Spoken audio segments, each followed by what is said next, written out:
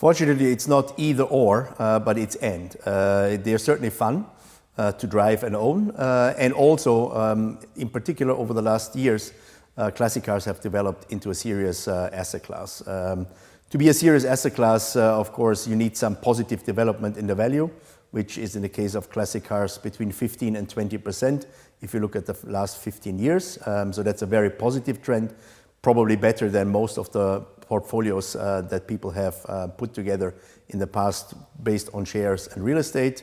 The auction houses are creating some liquidity, so it's also easier to sell certain assets. And to quote one of the super investors, Warren Buffett, recently said that he made one big mistake in 1980 when he didn't buy a collection of 1,400 classic cars that was offered to him for 1 million, and the same collection that he didn't buy 4 years later sold for 69 million.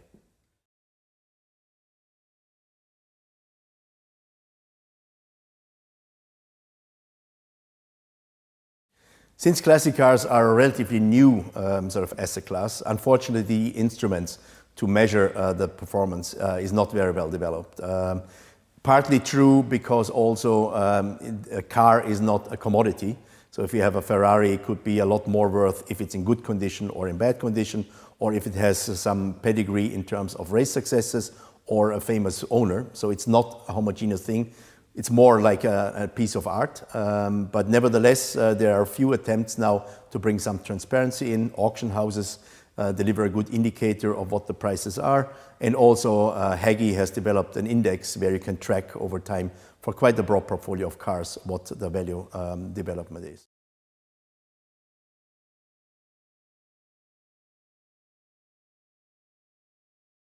When you buy a classic car, and it's also the same case with a house or a yacht, you think about the fun you want to have. The fun you want to have driving it, seeing it getting more and more valuable. But that's sort of the core. Unfortunately, there's three things that come with it.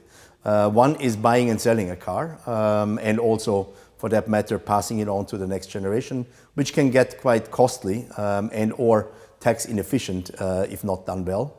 An area where a wealth manager can certainly bring some help into it. The second part is operating the car. It starts with the insurance, the storage, repairs if necessary, a very intransparent market where some guidance could help about which companies are doing a good job and which are less good.